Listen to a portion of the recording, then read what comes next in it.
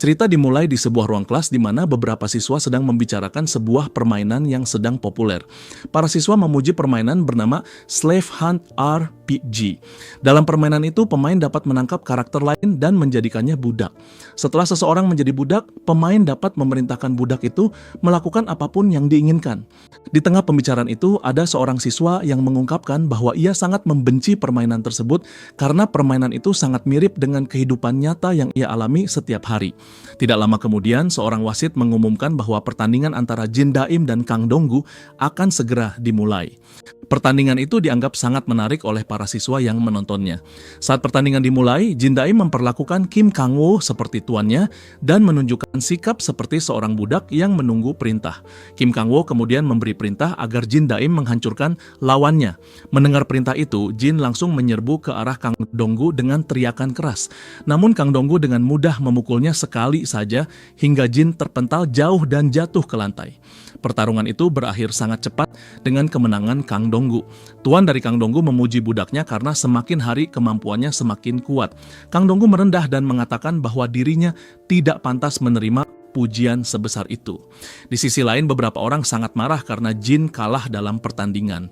Ia kesal karena telah memasang taruhan pada Jin Daim namun justru kalah. Jin Daim dengan ketakutan meminta maaf kepada Kim Kang-woo. Namun di dalam hatinya ia merasa sangat malu karena Suji, gadis yang ia sukai, sedang melihat semua kejadian memalukan itu.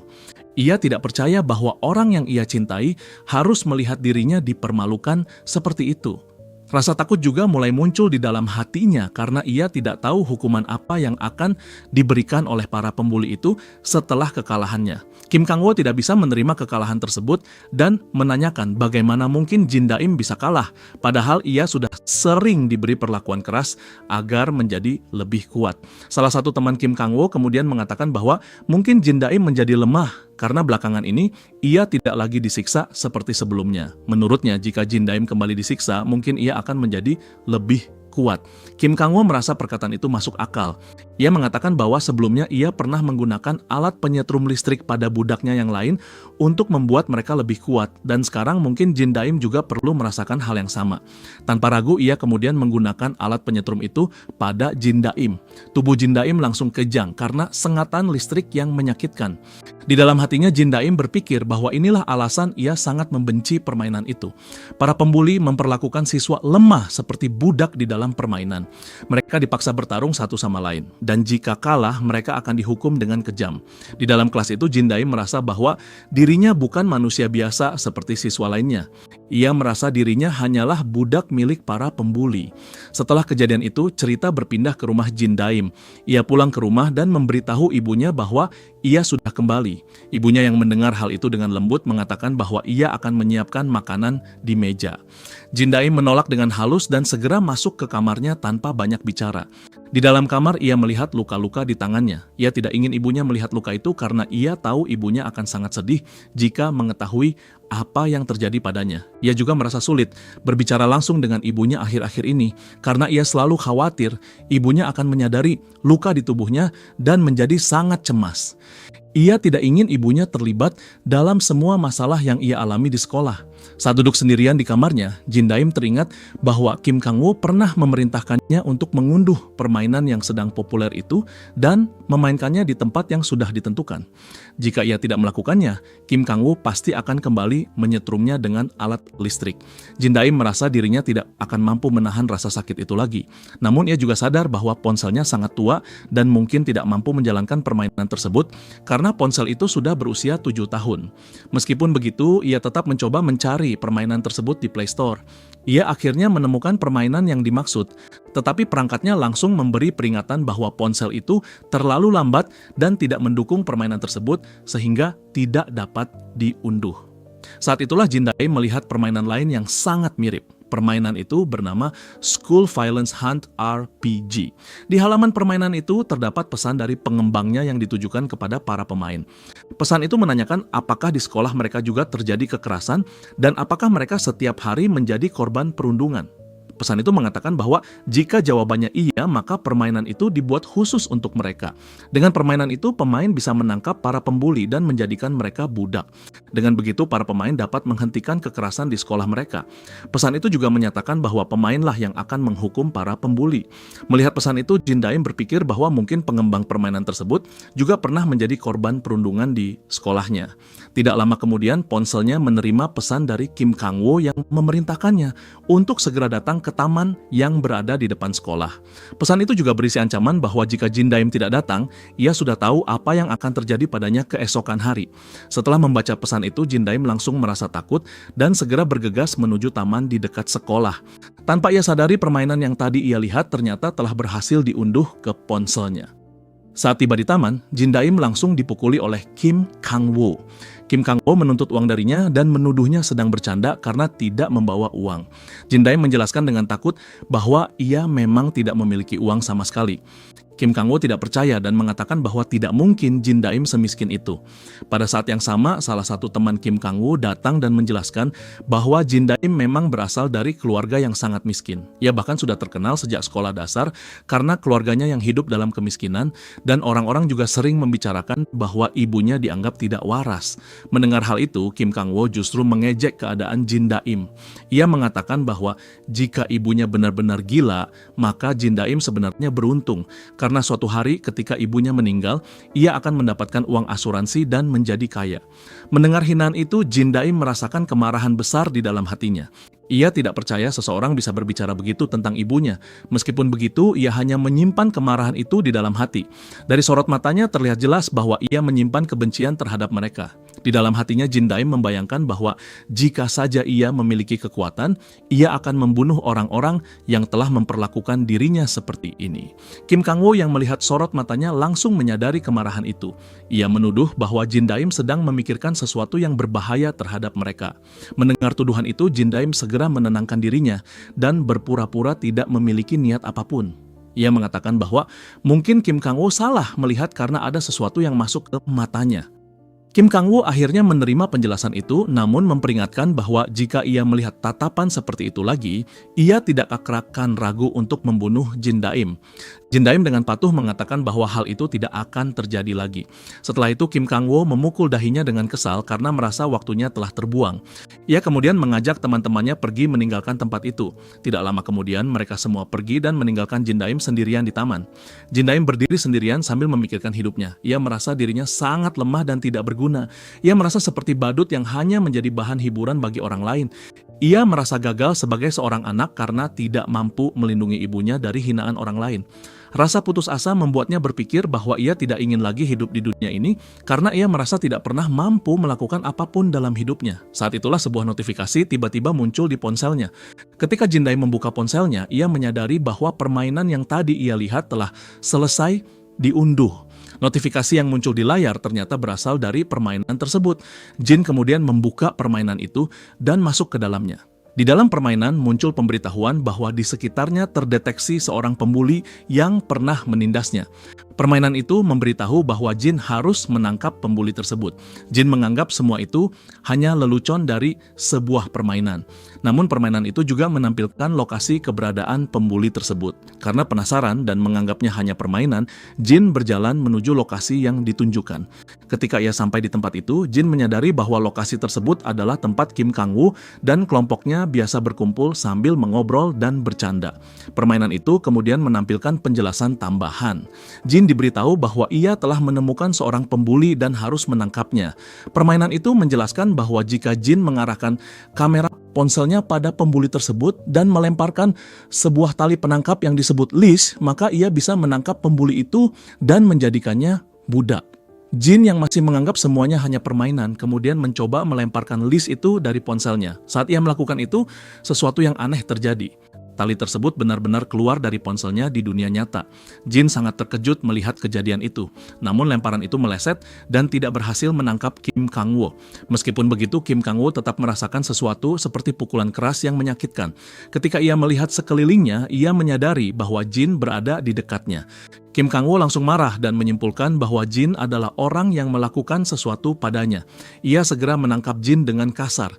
Kim Kang-woo menuntut penjelasan dari Jin mengenai alasan Jin memukulnya dengan sesuatu yang aneh tadi dan merasa tidak percaya bahwa Jin berani melakukan hal seperti itu.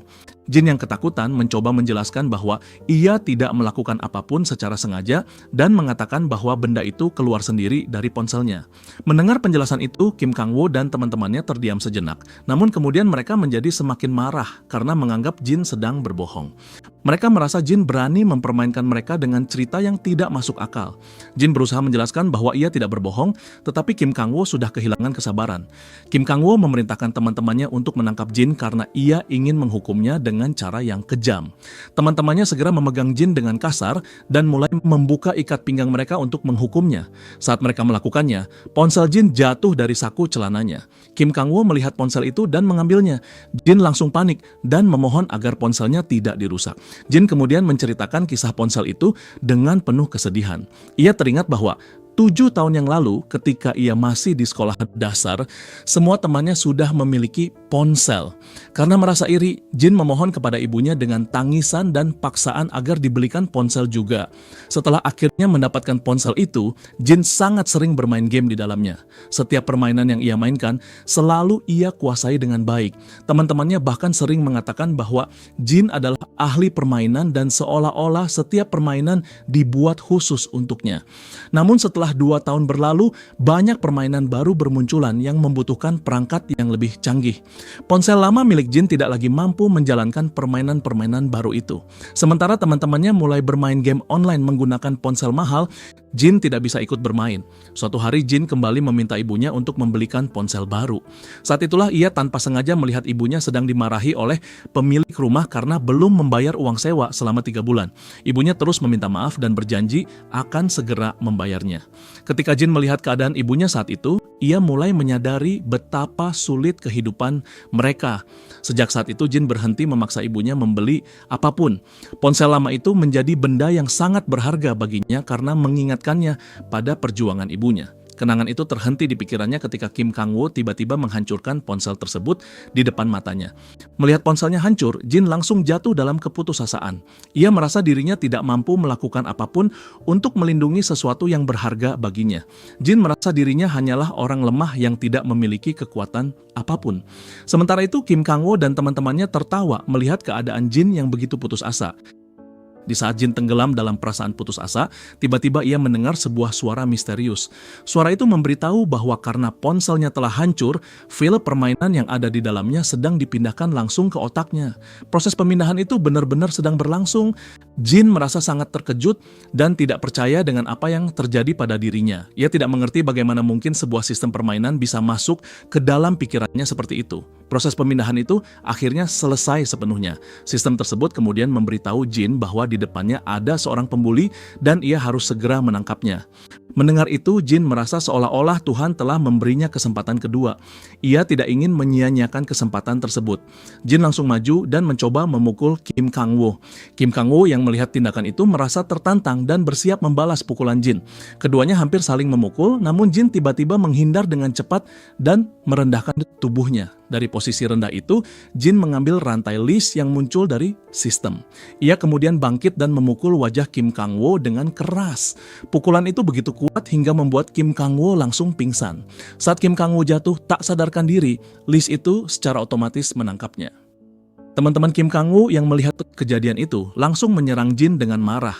Jin merasa panik dan tidak tahu harus berbuat apa. Saat itu sebuah jendela sistem muncul di hadapannya. Sistem tersebut menjelaskan bahwa Kim Kang-woo sekarang adalah budaknya dan akan mematuhi setiap perintah yang Jin berikan.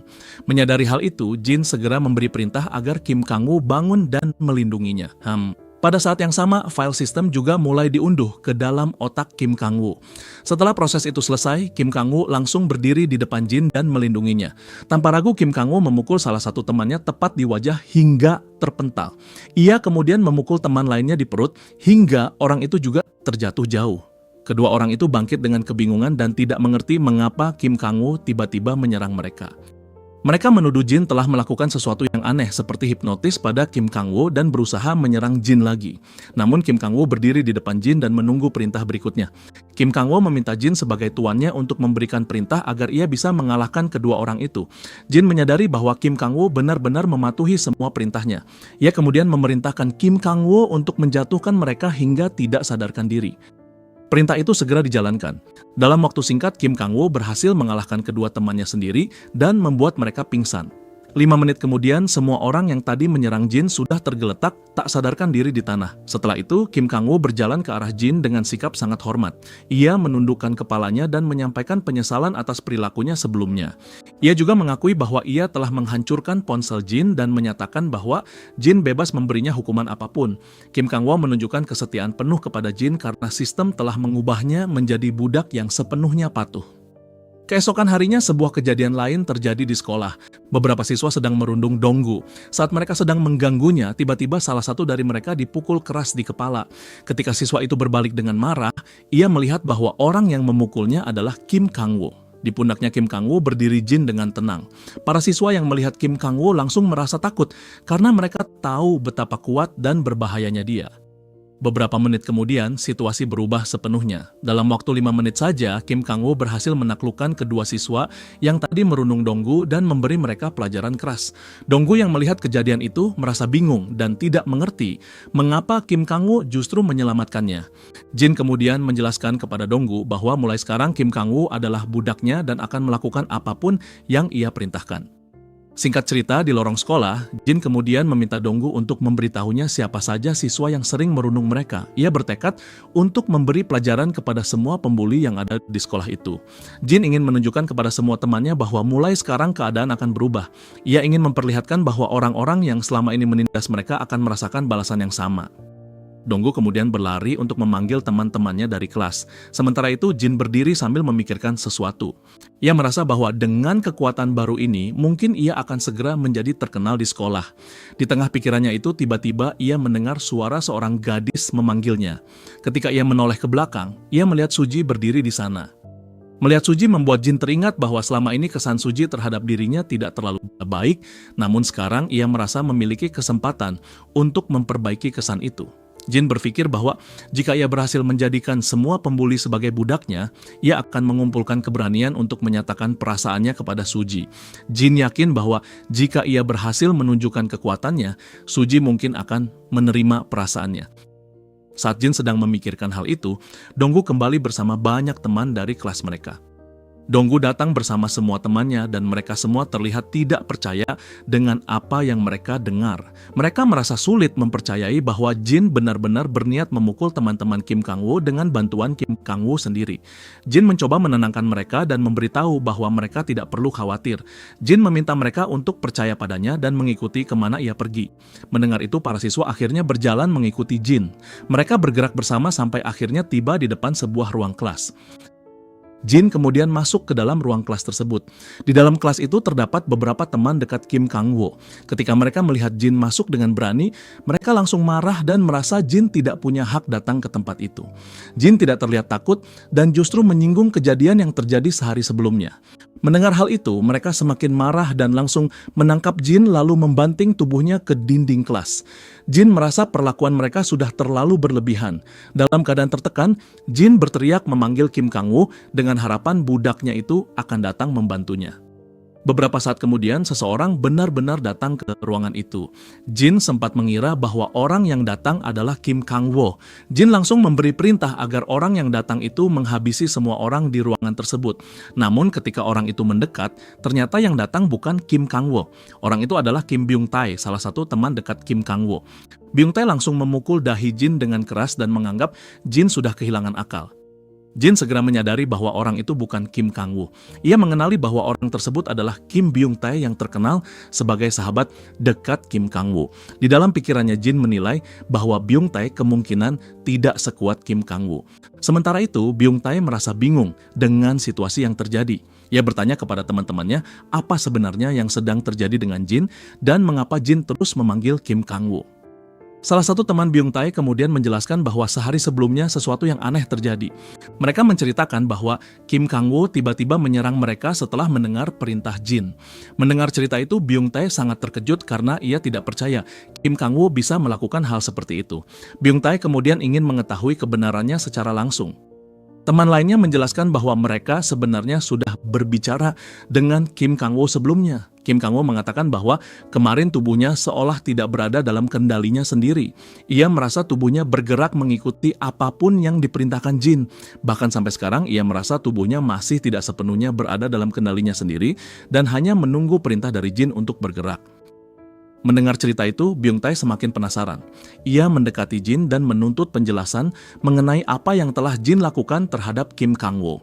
Byung Tae mengancam akan memukul Jin jika Jin tidak menjelaskan semuanya. Jin tidak menunjukkan rasa takut dan mengatakan bahwa ia tidak takut pada mereka. Jin kembali memanggil Kim Kang-woo dengan keras, tetapi tidak ada respon sama sekali. Pada saat itu, sistem di dalam kepala Jin memberitahunya bahwa Kim Kang-woo tidak menjawab panggilannya. Mendengar informasi itu, Jin mulai merasa panik. Ia menyadari bahwa jika Kim Kang-woo tidak datang, keadaan dirinya di ruangan itu akan menjadi sangat buruk. Byung Tae yang melihat Jin tidak bisa berbuat apa-apa, langsung mengatakan bahwa ia akan memberi pelajaran kepada Jin. Mereka kemudian menyeret Jin keluar kelas menuju kamar mandi sekolah. Banyak siswa di sekolah melihat kejadian itu. Donggu yang melihat situasi tersebut mendekati Jin secara diam-diam dan berbisik di dekat telinganya. Donggu menyarankan agar Jin meminta maaf kepada Byung Tae jika memang Jin melakukan kesalahan. Donggu merasa Byung Tae mungkin akan memaafkannya jika Jin bersikap rendah hati. Jin tetap menolak saran itu dan mengatakan bahwa ia tidak takut. Ia merasa dirinya tidak melakukan kesalahan apapun sehingga ia tidak ingin meminta maaf. Donggu sebenarnya ingin mengatakan lebih banyak tentang masa lalu ketika Byung Tae sering mengganggunya. Namun sebelum mereka bisa berbicara lebih jauh, Byung Tae sudah menarik Jin masuk ke dalam kamar mandi dan melemparnya ke lantai. Teman-teman Byung Tae ikut masuk ke kamar mandi itu. Beberapa dari mereka bertanya apa yang sebenarnya ingin dilakukan Byung Tae terhadap Jin. Di antara kelompok Byung Tae juga ada beberapa gadis yang berdiri di sana sambil merokok.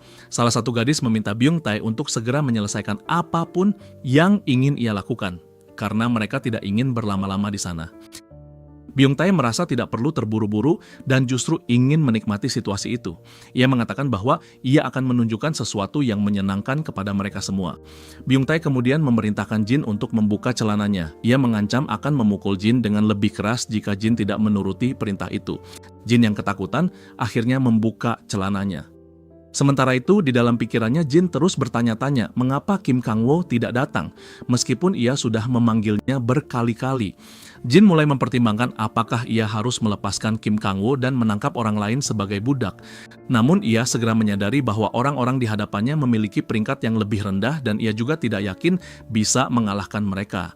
Jin merasa keberuntungannya ketika mengalahkan Kim Kang-woo sebelumnya mungkin hanya kebetulan.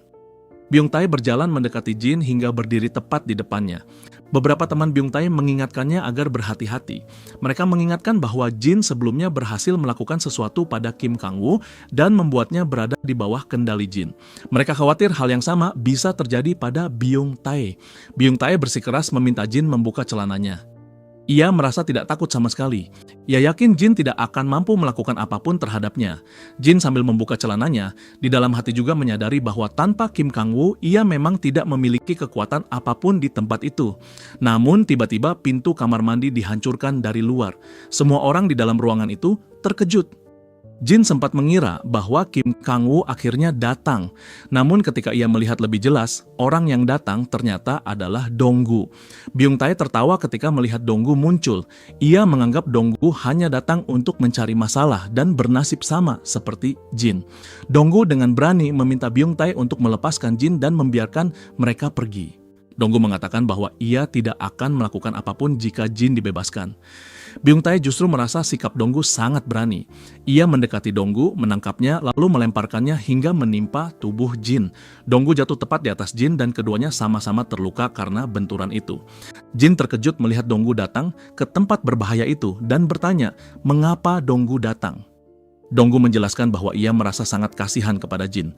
Donggu tahu bahwa Jin sebenarnya berusaha melawan para pembuli demi mereka semua. Karena itu Donggu tidak bisa tinggal diam. Donggu merasa sangat terinspirasi oleh keberanian Jin.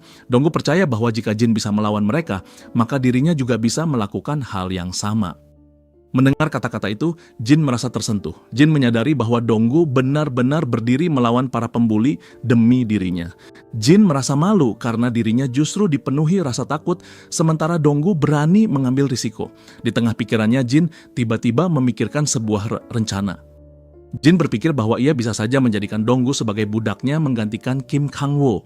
Namun Jin juga tahu bahwa Donggu sebenarnya anak baik dan bukan seorang pembuli. Jin kemudian memikirkan cara lain. Di lantai dekat mereka terdapat sebatang rokok yang jatuh. Jin dengan cepat mengambil rokok itu dan mendekatkannya ke mulut Donggu.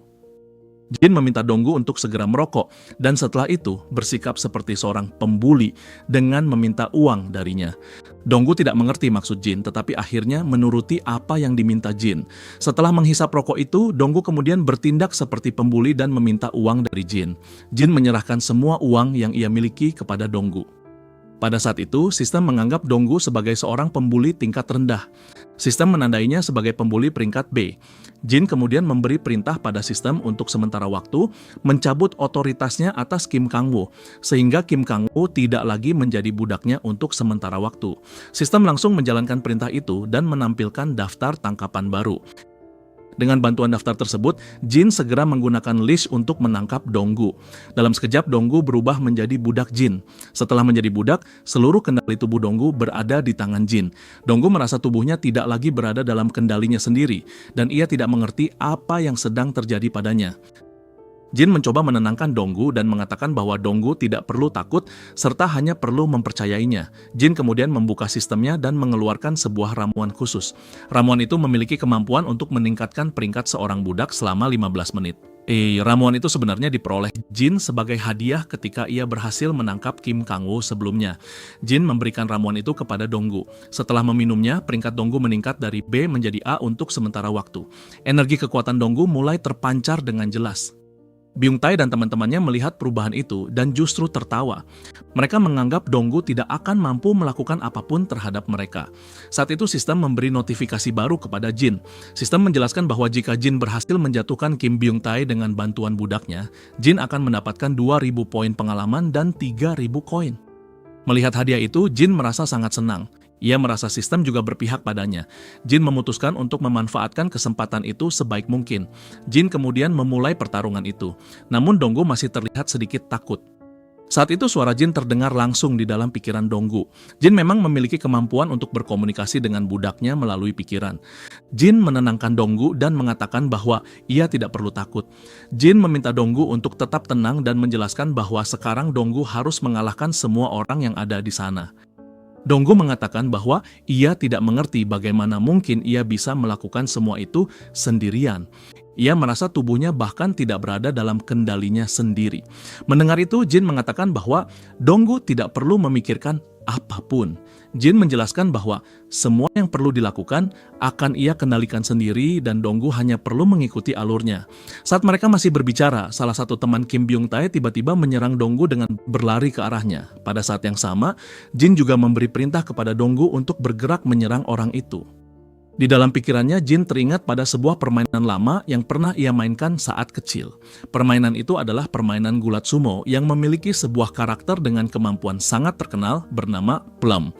Kemampuan itu bekerja dengan cara mengumpulkan seluruh kekuatan tubuh ke kedua tangan, lalu menghantam lawan dengan satu pukulan berat yang sangat kuat.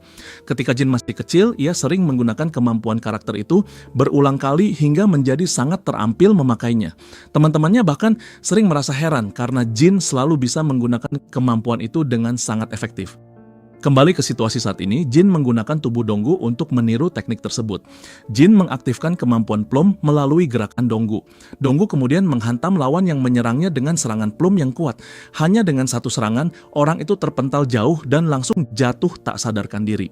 Teman-temannya melihat kejadian itu dan mencoba memeriksa kondisi orang tersebut, tetapi ia sama sekali tidak merespons. Donggu tidak memberi mereka kesempatan untuk bangkit kembali. Ia segera menyerang dua orang lainnya dengan serangan Plum yang sama. Donggu terus menghantam mereka berulang kali dengan teknik tersebut. Kedua orang itu tidak mampu menahan kekuatan serangan itu dan akhirnya jatuh pingsan. Donggu yang melihat dirinya berhasil menjatuhkan 3 orang sekaligus merasa sangat senang. Ia merasa tidak percaya bahwa dirinya benar-benar bisa mengalahkan mereka. Namun dari belakang terdengar suara Kim Byung Tae yang mengejek. Byung Tae mengatakan bahwa Donggu sudah bertindak terlalu gila dan ia berniat menghentikan kegilaan itu sendiri. Mendengar suara Byung Tae membuat Donggu kembali merasa takut. Jin segera menenangkan Donggu dan mengatakan bahwa Donggu tidak perlu takut karena Jin berada di pihaknya. Kata-kata itu sedikit memberi keberanian kepada Donggu. Donggu kemudian bersiap menghadapi Byung Tae. Pada saat itu, Donggu menggunakan sebuah kemampuan lain bernama Foot Stomp. Kemampuan ini memberikan peningkatan kekuatan sementara yang bisa membantu mengalahkan lawan. Kemampuan itu juga berasal dari teknik yang terinspirasi dari gerakan sumo. Saat Donggu mengaktifkan kemampuan itu, aura kekuatan mulai terpancar dari tubuhnya. Melihat aura itu, Byung Tae sempat merasa terkejut selama beberapa detik. Namun, ia segera menguasai dirinya kembali dan bersiap menghadapi Donggu. Donggu langsung menyerang Byung Tae menggunakan serangan plum. Akan tetapi Byung Tae dengan mudah menahan serangan itu. Jin menyadari bahwa berat badan Byung Tae hampir sama dengan Donggu, sehingga teknik plum tidak memberikan dampak besar terhadapnya. Byung Tae kemudian memanfaatkan kesempatan itu untuk menyerang balik. Ia menghujani punggung Donggu dengan pukulan keras berulang kali. Dalam waktu singkat, Byung Tae melayangkan sekitar 10 pukulan ke punggung Donggu. Serangan itu membuat Donggu terluka parah dan bahkan sulit berdiri tegak. Donggu terlihat membungkuk di hadapan Byung Tae karena kesakitan. Melihat keadaan itu, Jin menggunakan kemampuan komunikasinya melalui pikiran untuk berbicara dengan Donggu. Jin menanyakan apakah Donggu sangat kesakitan dan menyuruhnya untuk menahan diri. Jin mengatakan bahwa jika Donggu tidak bisa mengendalikan dirinya, maka ia tidak akan mampu mengalahkan Byung Tae. Pada saat itu, sebuah jendela sistem tiba-tiba muncul. Jendela tersebut memberi informasi bahwa Donggu memiliki trauma mendalam. Karena Jin adalah tuan dari Donggu saat itu, sistem memberinya izin untuk melihat trauma tersebut. Jin menerima tawaran itu dan meminta sistem memperlihatkan trauma yang dimiliki Donggu. Seketika itu juga pandangan Jin berubah dan ia melihat masa lalu Donggu. Dalam ingatan itu terlihat masa ketika Donggu masih bersekolah di sekolah SMP. Pada awalnya kehidupan Donggu berjalan normal seperti anak-anak lainnya. Namun semuanya berubah karena Kim Byung Tae. Byung Tae sering memukul punggung Donggu setiap kali melihatnya. Ia melakukan itu seolah hanya untuk bercanda dan selalu mengatakan bahwa mereka hanyalah teman yang sedang bermain. Setiap kali Donggu bertanya mengapa ia dipukul, Byung Tae selalu menyebut bahwa itu hanya lelucon antara teman. Namun lama-kelamaan Donggu tidak bisa menahan perlakuan itu lagi. Donggu akhirnya melaporkan Byung Tae kepada guru di sekolah. Ketika Byung Tae mengetahui bahwa Donggu telah mengadukannya kepada guru, segalanya berubah. Sejak saat itu, Byung Tae mulai benar-benar merundung Donggu. Jika sebelumnya ia hanya memukul sambil bercanda, kini ia memukul dengan serius dan menyakiti Donggu dengan sengaja. Donggu tidak pernah menceritakan semua itu kepada keluarganya karena ia tidak ingin orang tuanya mengetahui bahwa anak mereka sering dirundung di sekolah. Melihat semua kenangan itu membuat Jin dipenuhi kemarahan. Jin menyadari betapa berat penderitaan yang dialami Donggu selama ini. Ketika penglihatan itu berakhir, Jin melihat Byung Tae masih terus memukul Donggu.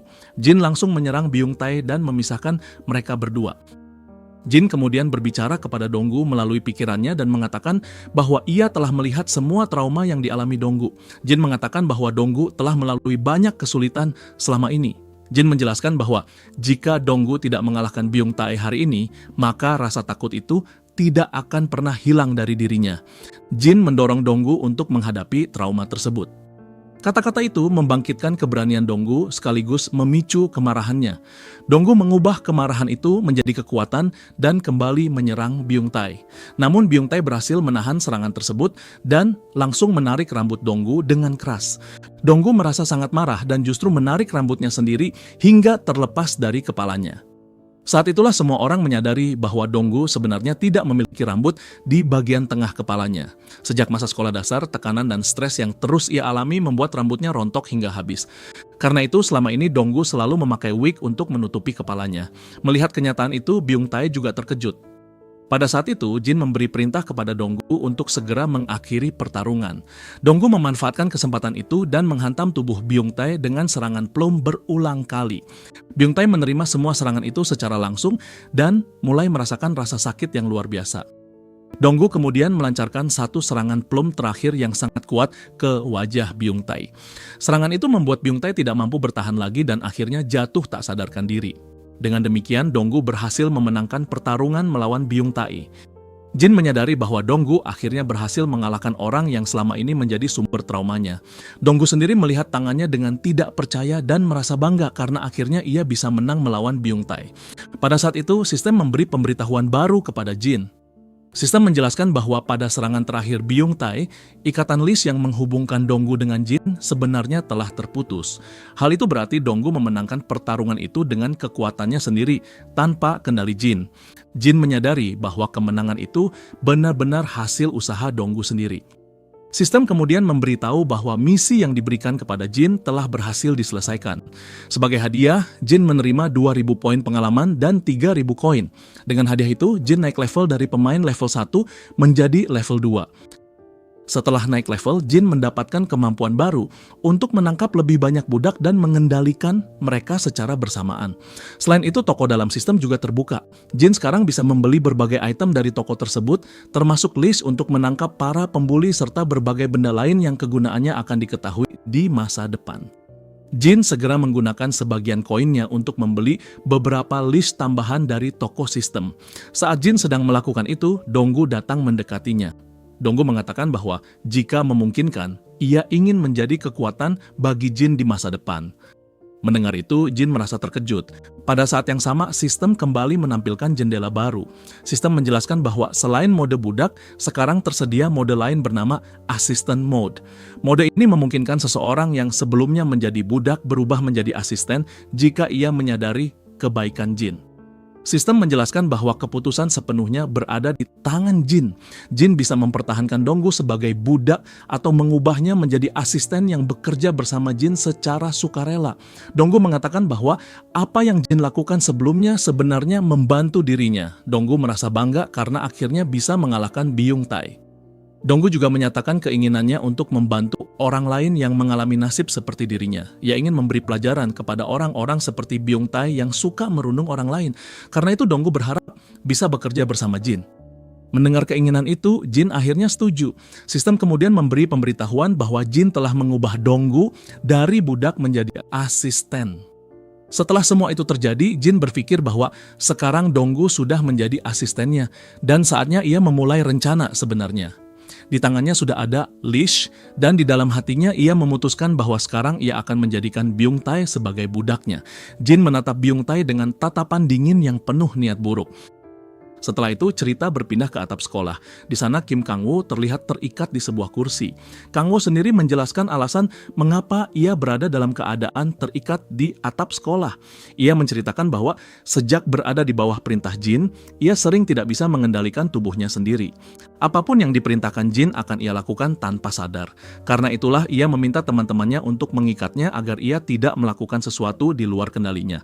Ia juga ingin memberi pelajaran kepada Jin jika memang Jin telah melakukan sesuatu aneh padanya. Saat Kang-woo masih dalam keadaan terikat, tiba-tiba pintu menuju atap sekolah didobrak oleh seseorang. Orang itu adalah Byung-tae. Melihat Byung-tae datang membuat Kang-woo merasa senang karena ia percaya Byung-tae pasti sudah mengalahkan Jin. Kang-woo berharap Byung-tae telah memberi Jin pelajaran. Namun harapan itu langsung hancur ketika Byung-tae datang dalam keadaan terikat seperti seekor anjing. Byung-tae mengakui dengan putus asa bahwa sekarang ia justru telah menjadi budak Jin. Jin berdiri di sana sambil memperlihatkan bagaimana Byung-tae diikat dengan cara memalukan. Jin kemudian menoleh kepada Kang-woo dan mengingatkan bahwa gara-gara Kang-woo ia hampir saja mati hari itu. Jin meminta Kang-woo memikirkan sendiri hukuman apa yang pantas ia terima. Melihat sikap Jin yang penuh amarah membuat Kang-woo ketakutan. Kang-woo langsung berubah sikap dan mencoba memohon agar Jin memaafkannya. Jin semakin kesal melihat perubahan sikap itu. Jin mengingatkan bahwa karena perbuatan Kang-woo, Donggu harus menderita dan melalui banyak kesulitan. Jin bahkan mengatakan bahwa jika Kang-woo hadir saat itu, mungkin Donggu tidak akan bukan bisa menghadapi masalahnya sendiri. Jin kemudian memutuskan untuk tidak membicarakan masa lalu lagi dan langsung menggunakan list pada Kang-woo. Kang-woo yang ketakutan mencoba menjauh, tetapi Donggu segera menghantamnya dengan pukulan sehingga ia tidak bisa melarikan diri. Setelah itu, List kembali menangkap Kang-woo dan sistem memberi pemberitahuan bahwa Kang-woo sekali lagi telah menjadi budak Jin. Setelah Jin berhasil menangkap Byung-tae, ia juga dengan mudah menangkap Kang-woo kembali. Sekarang Jin memiliki 2 orang paling berbahaya di sekolah sebagai budaknya. Setelah itu, cerita berpindah ke sebuah ruang kelas. Di dalam kelas, dua siswa sedang membicarakan Jin. Salah satu dari mereka mengatakan bahwa mungkin Jin sudah kehilangan akal karena kemarin ia berani memanggil Kang Wo di depan Byung Tae. Mereka bahkan merasa seolah Kang Wo seperti budak Jin saat itu. Namun mereka juga berasumsi bahwa Byung Tae pasti sudah menghajar Jin dengan sangat keras. Ketika mereka masih membicarakan hal itu, pintu kelas tiba-tiba terbuka. Jin masuk ke dalam kelas dan berdiri di depan semua siswa. Ia meminta semua orang memperhatikan dirinya. Kedua siswa yang tadi membicarakannya terkejut karena Jin terlihat baik-baik saja. Mereka tidak mengerti bagaimana Jin bisa kembali ke kelas tanpa luka. Tidak lama kemudian, Byung Tae dan Kang Wo masuk ke kelas sambil membawa 3 orang teman mereka. Byung Tae dan Kang Wo kemudian memukul 3 orang itu hingga jatuh ke lantai. Jin kembali meminta perhatian semua orang di kelas. Sementara itu, 3 orang yang tadi jatuh mulai sadar dari pingsan mereka. Melihat mereka sadar, Jin menyebut mereka sebagai orang-orang yang kalah. Ketiga orang itu bingung dan mencoba mengingat apa yang sebenarnya terjadi di kamar mandi sebelumnya. Salah satu dari mereka mengatakan bahwa yang ia ingat hanyalah mereka pingsan di kamar mandi. Jin kemudian menyuruh mereka juga memperhatikan apa yang ia katakan. Mendengar itu, mereka menjadi marah dan langsung menyerang Jin bersama-sama. Namun Byung Tae dan Kang Wo segera menghentikan mereka sebelum sempat menyentuh Jin. Jin kemudian memerintahkan agar mereka semua dipaksa berlutut di depannya. Byung Tae dan Kang Wo langsung mematuhi perintah itu dan membuat mereka bertiga berlutut di depan Jin. Dalam keadaan itu, Jin mengatakan bahwa sekarang semua orang sudah melihat bahwa ia mampu mengendalikan kelas ini. Jin menjelaskan bahwa ia bisa menangani para pembuli yang ada di kelas tersebut. Jin juga mengatakan bahwa aturan yang sama berlaku untuk Byung Tae dan Kang Wo yang sekarang juga harus tunduk kepadanya. Jin kemudian menyampaikan bahwa ia tidak peduli dengan keadaan di seluruh sekolah. Namun di kelas, mereka mulai sekarang tidak boleh ada lagi perundungan. Jin menyatakan bahwa ia sendiri yang akan mengurus para pembuli di kelas itu. Setelah mengatakan semua itu, Jin meninggalkan kelas. Beberapa saat kemudian, cerita memperlihatkan bagaimana Jin memerintahkan mereka berkeliling sekolah sebagai bagian dari hukuman. Setelah itu, waktu berlalu dan Jin memberi mereka perintah untuk menampar diri mereka sendiri selama 1 jam setiap hari. Mereka benar-benar melakukan itu sesuai perintah. Adegan lain memperlihatkan bagaimana Jin memaksa mereka berlari di lapangan sekolah. Jin juga memerintahkan mereka membersihkan ruang kelas. Selain itu, mereka juga dipaksa mengembalikan semua uang yang pernah mereka ambil dari para siswa yang mereka rundung sebelumnya. Para siswa di kelas itu menjadi sangat senang melihat perubahan yang terjadi. Suatu hari ketika Jin sedang memberikan perintah, 2 siswa yang sebelumnya pernah membicarakan Jin datang menghampirinya. Salah satu dari mereka memberikan sebotol jus kepada Jin sambil bersikap sangat ramah. Orang itu mencoba memuji Jin dan mengatakan bahwa sekarang Jin adalah orang yang sangat istimewa. Orang lainnya bahkan memijat Jin sambil mengatakan bahwa tidak ada orang lain yang bisa menguasai orang kuat seperti Jin. Mereka memuji Jin sebagai seseorang yang bahkan bisa mengendalikan orang yang lebih kuat darinya. Namun Jin tidak terlalu memperhatikan kata-kata mereka. Jin tersenyum kecil dan mengatakan bahwa ia tahu dengan jelas alasan mereka datang. Jin kemudian meremas botol jus itu hingga semua isinya keluar. Jin memperingatkan mereka bahwa ia mengetahui niat sebenarnya mereka. Jin memberi mereka waktu hingga hitungan ketiga untuk pergi jika tidak ingin mendapat masalah. Kedua orang itu langsung ketakutan dan pergi dari tempat itu. Tidak jauh dari sana, Suji sedang memperhatikan semua yang terjadi.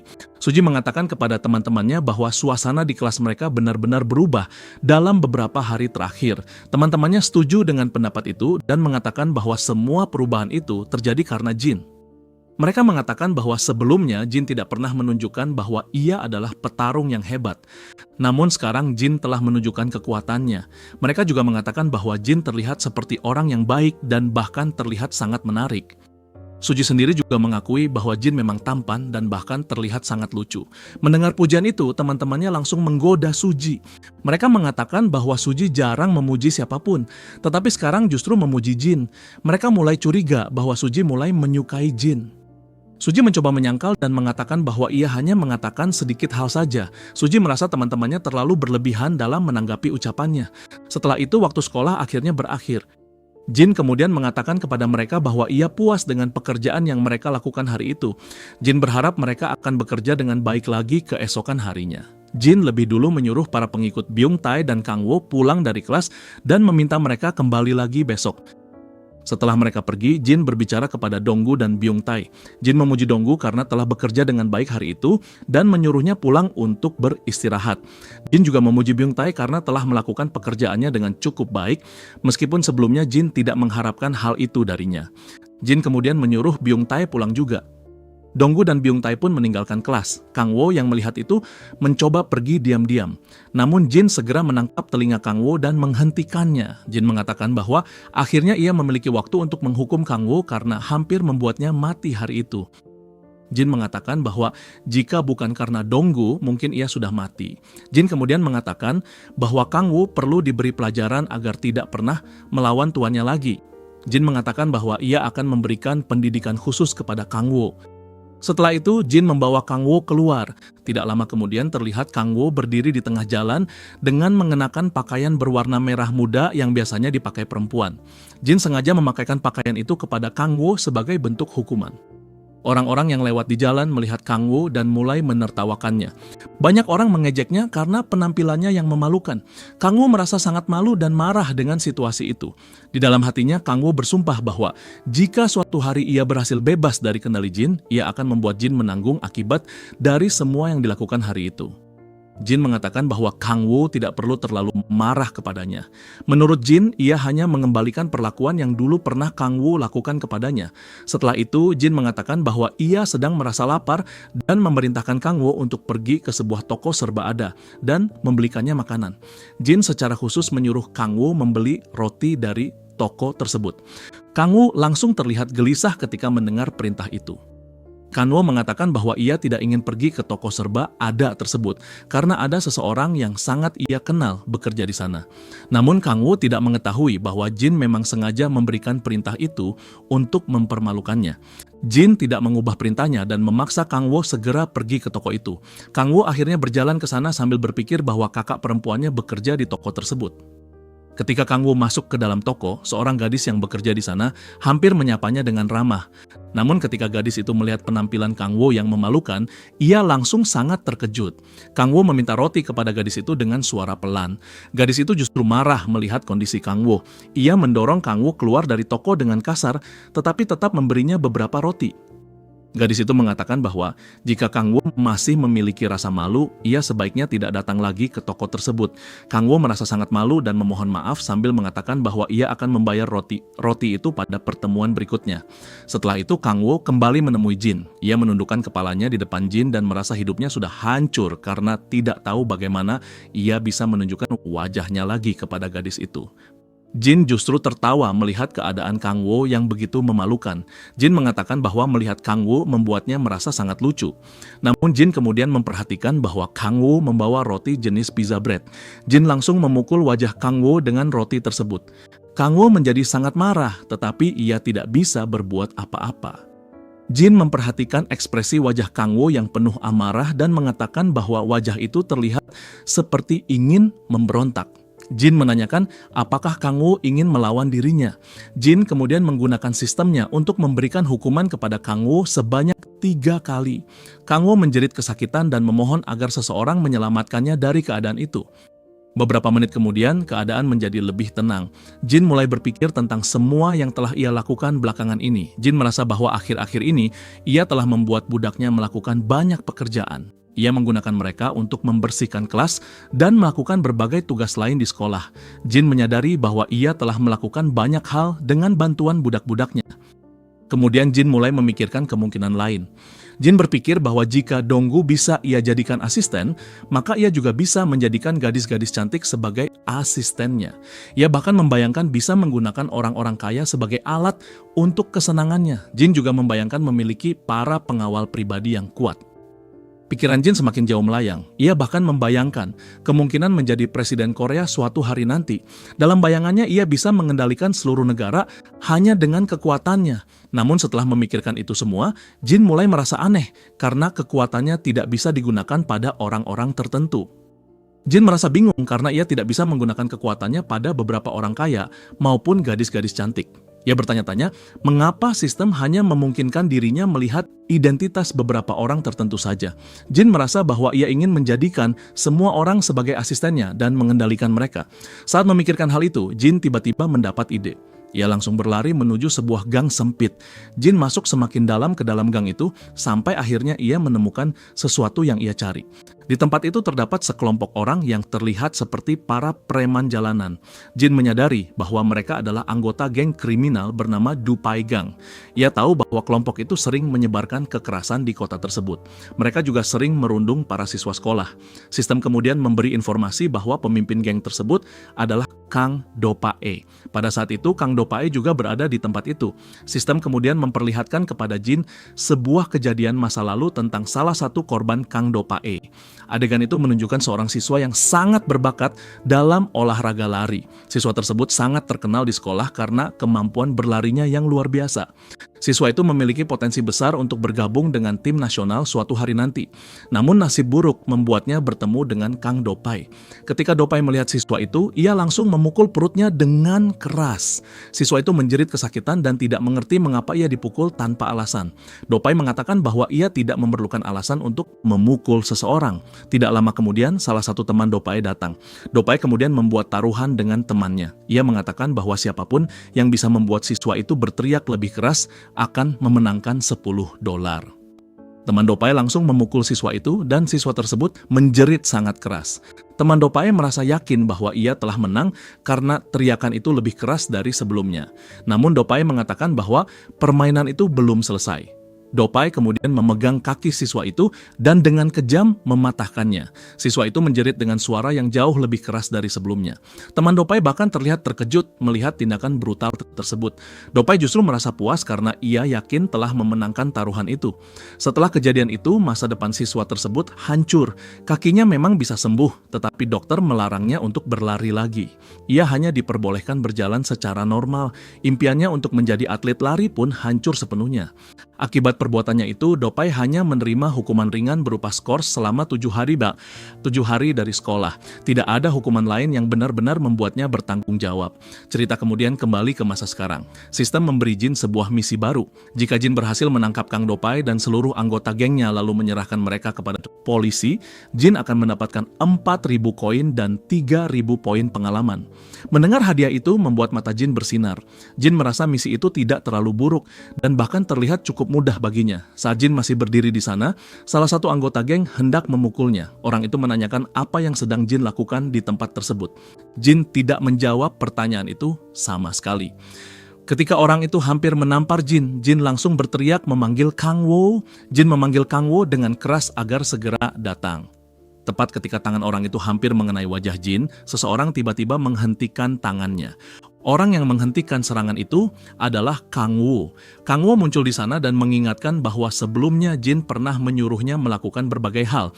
Tetapi sekarang Jin justru memanggilnya lagi.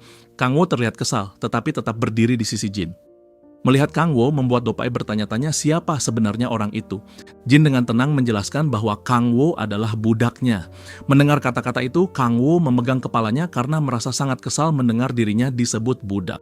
Namun Kang Wo kemudian mengatakan bahwa ia akan menghancurkan orang-orang di tempat itu untuk melampiaskan kemarahannya. Anggota geng yang mendengar kata-kata itu justru tertawa. Mereka mengatakan bahwa meskipun Kang Wo kuat, ia hanya sendirian sementara mereka berjumlah banyak. Jin kemudian mengamati mereka dengan tenang dan menghitung jumlah lawan. Jin menyadari bahwa ada 7 orang di tempat itu. 6 orang diantaranya memiliki peringkat B, sementara Kang Do-pae memiliki peringkat A. Jin kemudian merasa tidak khawatir karena yang ia bawa bersamanya adalah Kang Wo yang memiliki peringkat AAA. Kang Wo sendiri merasa sangat kesal melihat orang-orang itu tertawa. Kang Wo mengatakan bahwa melihat wajah mereka membuatnya ingin memukul mereka semua. Kang Wo segera mengambil posisi bertarung. Jin langsung memerintahkannya untuk mulai menyerang dan memberi pelajaran kepada orang-orang itu agar mereka tahu seperti apa kekuatan geng Do-pae. Sekelompok orang itu langsung menyerbu Kang Wo bersama-sama. Pada saat yang sama diceritakan sedikit tentang masa lalu Do-pae. Sejak sekolah dasar Do-pae sudah sangat sombong dan gemar merundung orang lain. Kesombongannya semakin besar ketika ia pernah mematahkan kaki seseorang, tetapi hanya menerima hukuman ringan berupa skors selama 7 hari.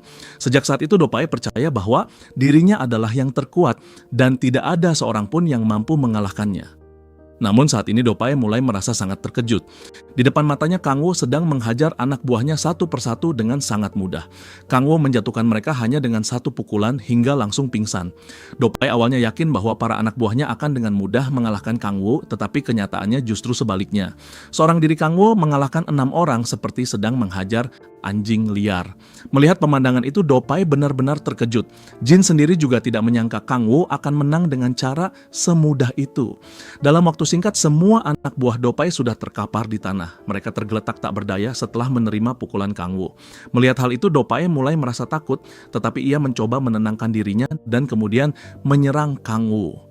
Dopae melayangkan pukulan kuat ke arah Kang Wo, dan pukulan itu bahkan mengeluarkan aura kekuatan. Namun ketika Dopae melihat hasilnya, Kang Wo masih berdiri dengan tenang tanpa luka sedikit pun. Kang Wo mengatakan bahwa pukulan itu terasa seperti tidak berarti apa-apa baginya.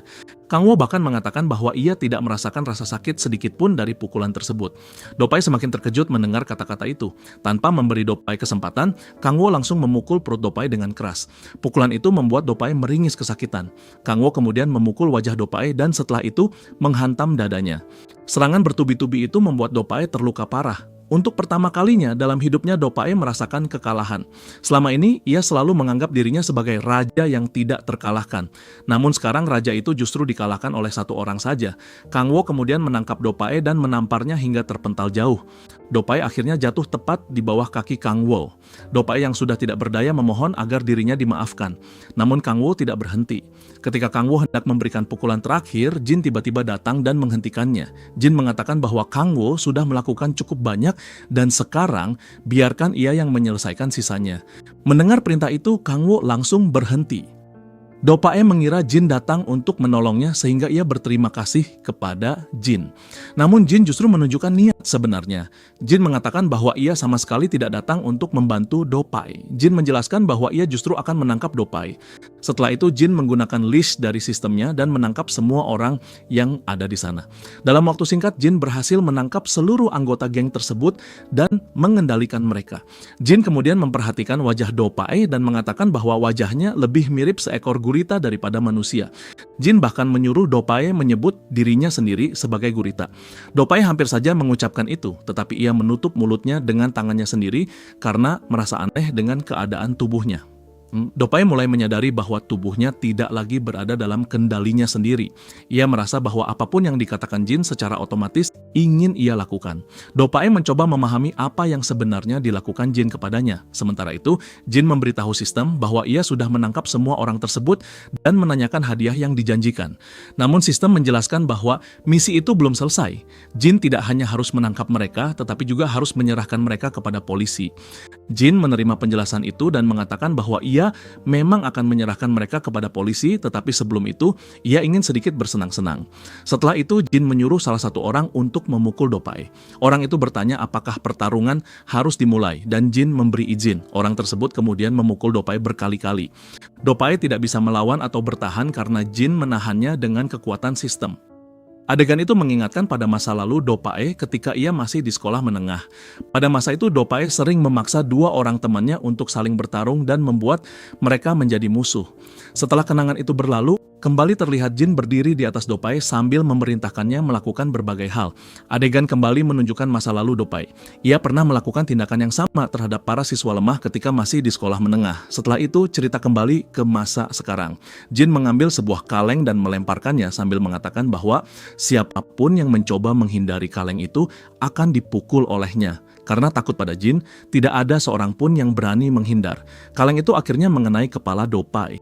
Kejadian itu kembali mengingatkan pada masa lalu ketika Dopae pernah melakukan hal serupa menggunakan bola sepak untuk mempermainkan orang-orang lemah. Setelah itu Jin mulai menggambar sesuatu di wajah Dopae. Kang Wo bahkan menyarankan agar Jin memberi tanda di bagian tertentu. Jin mengatakan agar Kang Wo diam karena ia sedang berkonsentrasi. Tidak lama kemudian Jin selesai menggambar. Wajah Dopae sekarang terlihat seperti wajah badut yang memalukan. Dopae merasa sangat marah melihat wajahnya dipermalukan seperti itu. Ia menanyakan apa yang sebenarnya dilakukan Jin terhadap dirinya. Jin langsung menampar wajah Dopae dan menyuruhnya diam. Dopae akhirnya terdiam. Di dalam pikirannya Dopae mulai memikirkan semua yang terjadi. Ia menyadari bahwa sejak Jin memasang leash padanya, Ia tidak bisa menolak perintah jin.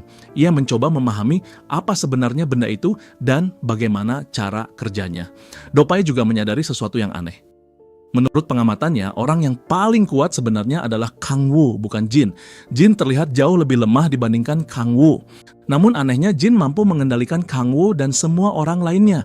Dopai akhirnya menyadari bahwa semua orang di tempat itu sebenarnya berada di bawah kendali Jin.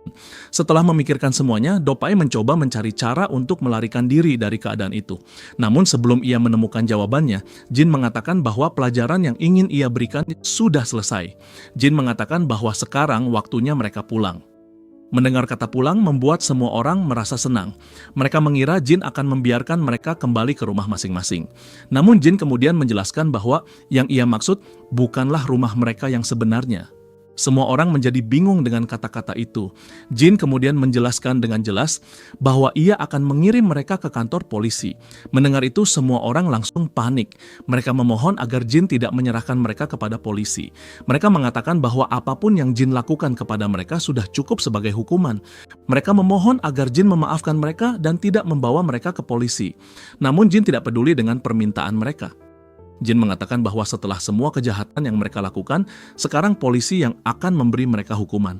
Jin kemudian benar-benar menyerahkan mereka ke kantor polisi. Jin bahkan memerintahkan mereka untuk mengakui semua kejahatan yang pernah mereka lakukan agar polisi bisa memberi hukuman yang pantas. Jin terlihat seperti seseorang yang menggunakan kekuatannya untuk memanfaatkan situasi dan mengendalikan semuanya. Jin telah mempermainkan para penjahat itu, memberi mereka hukuman, lalu tetap menyerahkan mereka kepada polisi. Dari luar terlihat bahwa Jin sama sekali tidak memikirkan perasaan siapapun. Beberapa orang bahkan merasa bahwa lebih baik mengikuti perintah Jin saja, karena apapun yang ia katakan akhirnya selalu harus dilakukan. Sementara itu, Jin memuji Kang Wu atas apa yang telah dilakukannya hari itu. Jin mengatakan bahwa cara Kang Wu bertarung benar-benar mengesankan dan membuatnya yakin bahwa Kang Wu adalah monster yang kuat. Jin juga mengatakan bahwa Kang Wu mungkin bisa menjadi budak yang sangat berguna di masa depan. Ia menyuruh Kang Wu datang ke sekolah keesokan hari, karena masih ada pekerjaan yang harus dilakukan, termasuk membersihkan kelas mereka. Kang Wu merasa sangat lelah dengan semua perintah itu, dan mengatakan dalam hatinya bahwa ia sudah muak dengan semua pekerjaan tersebut. Namun ia tahu bahwa ia tetap harus datang ke sekolah, karena jika tidak, Jin pasti akan memberinya hukuman lagi.